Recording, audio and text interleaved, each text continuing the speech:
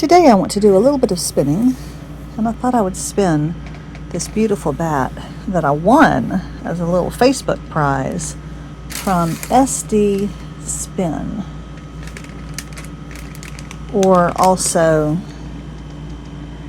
Main Street Yarn and Fiber in Winterville, North Carolina. And it is so gorgeous. It is so beautiful.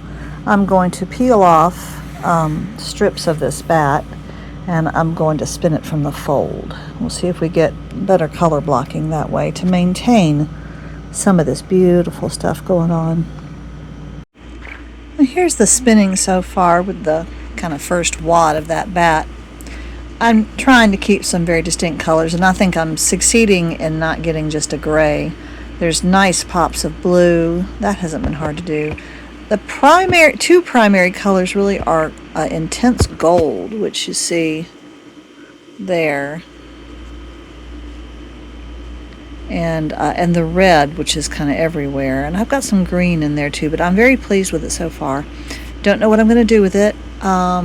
It's not a very big bat, so I don't want to chain ply it, because that'll make it even shorter as a finished yarn as a triple ply. So I'm going to try to do probably a bracelet ply, because it'll all go on one bobbin, and I'm not going to put it on two and mess with that. So I think I'll try to do just a really good bracelet ply with this and get a double 2-ply yarn and see how big it is. I don't know.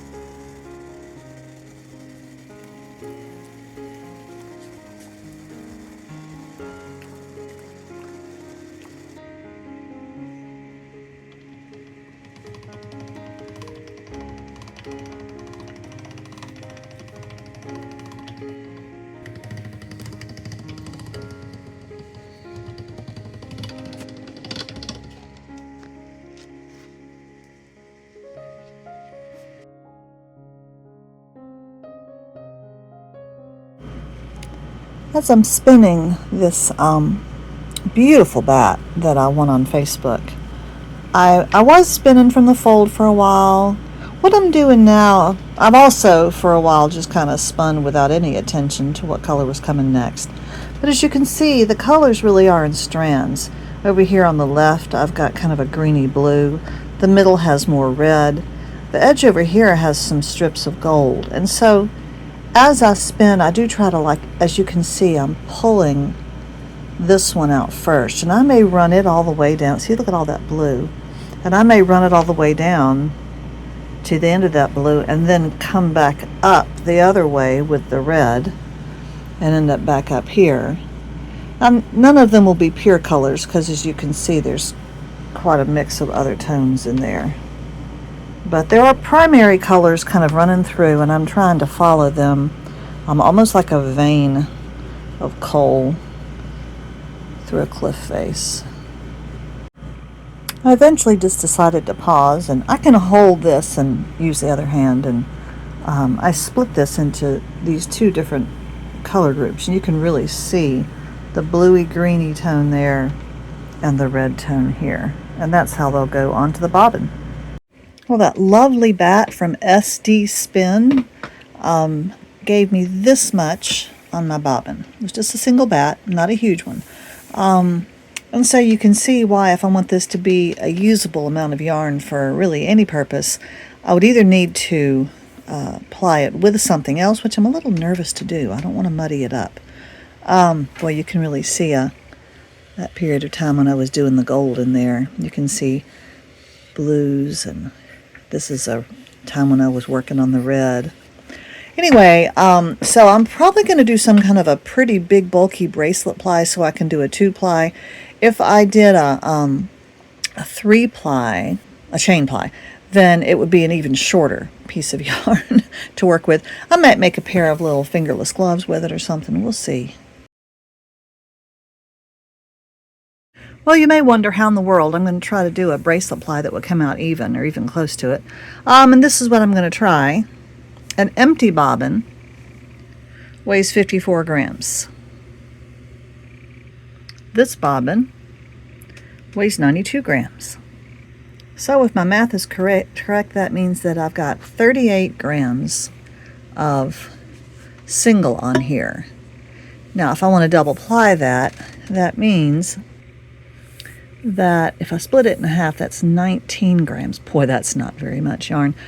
So as I'm taking it off and putting it onto my wrist, what I have on my wrist should end up being 19 grams. And then hopefully I will get a double ply that will be pretty even. Now, for those who may not have heard about a bracelet ply before, I don't want to set up my tripod so you can watch me do it. I can do a link to other videos. I'll do the one where I probably show actually the whole process. But basically, I just took the leader off, the end off of that. You can see that fuzzy end there. And you wrap it around your thumb first, and then once around your wrist to kind of secure it. And then you want to make it come up around your thumb here, go behind your two middle fingers. That's important. And then I'm going to have it come around again. Now, of course, normally I would do this with my other hand, but I'm just doing it this way so you can see. Okay, and so you keep doing that, and I'll have this big wad, and it'll make a huge wad up there and eventually turn my fingers down if it were long enough. I don't know if it will be. And then I'll slip it off those two fingers, and it will become a little bracelet of yarn. And then I can carefully pull it on, manipulate it. I can pull it off and weigh it, which I'll do. But that's how you get any amount. You can take the single off of the end of a bobbin so that you don't end up with this wasted single. Or I've never done this particular use of the bracelet ply before, where I had a small bobbin that I wanted to cut in half and double ply, but it certainly will work that way. Now I'm wanting to check to see how much is left on this. This is much easier to weigh actually than to get this off and get it back on again. This is much easier because I don't have the tension on my bobbin right now. So I want this to be 73. That would be the weight of the empty bobbin plus what I want to have left on there, which is 19 grams of single. So that would give me 73 grams, but I've still got 80, so I need to take some more. Okay, that's 75, but I'm going to stop because that just looks like a teeny amount of yarn, and this looks huge. So we'll see how it goes. If I have a little bit left over the single at the end, it won't be hard to get it to do another little joint at the end. Now, how am I going to apply this and this?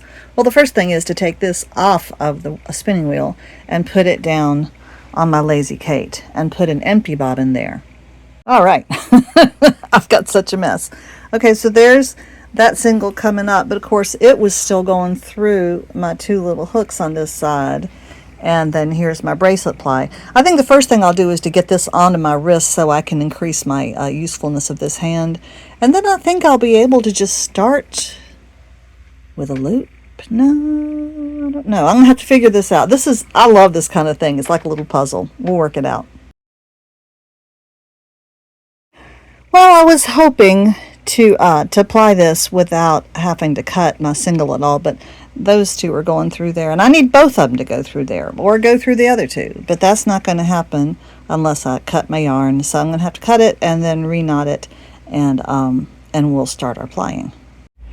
Or I could go ahead and ply from that point, put it through those two hooks on that side, and drop these hooks down to the single, and they would come off at the end when I cut it off, right? Maybe I solved it. Okay, let's give it a try.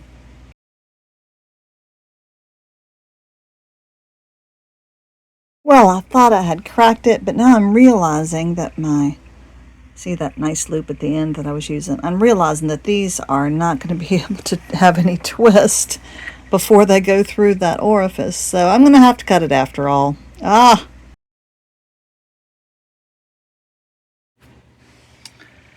the finished yarn is looking very pretty. Look at that. It's much pinker than I thought. Much lighter considering this is basically what I'm starting with, and that's what I'm ending with. Isn't that lovely? Okay, so the plying with this type of bracelet ply where I'm only, usually both ends are coming from the bracelet, but this is a rather different situation where I've got one coming from a bobbin and one off of my wrist, and it does make it a little trickier to do, but I'm making it.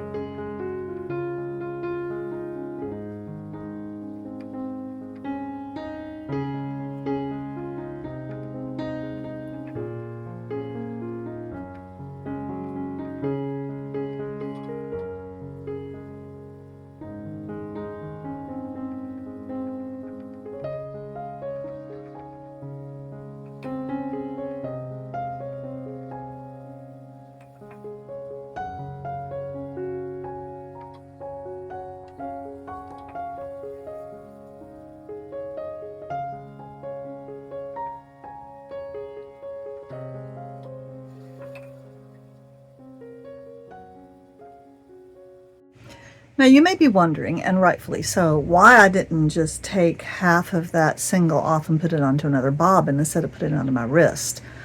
And I guess that would have been a solution. I just felt like it would, to do it manually would have been taken a lot longer than it did to do the bracelet ply. I don't know, I just didn't think about doing that. Have any of y'all ever done that before?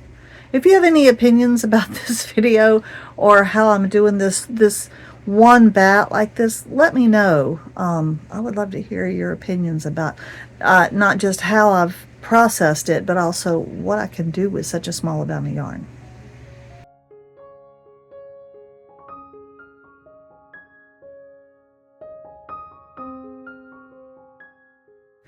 I should have listened to my scale because, I had a good bit left over on my bobbin of single. So now I'm going to do a little bracelet ply and join it at the end.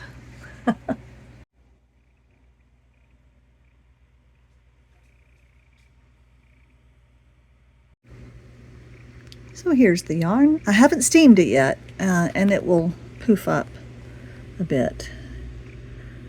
Very pretty. She did a good job of blending this on her drum carder in such a way that the colors still pop out. I really didn't go to a lot of bother to separate anything, but you can see the gold standing proud, the blues, the reds. There's kind of an undertone of greeny gray, but it doesn't really dominate. Very nice. Thank you, Karen at SD Spin.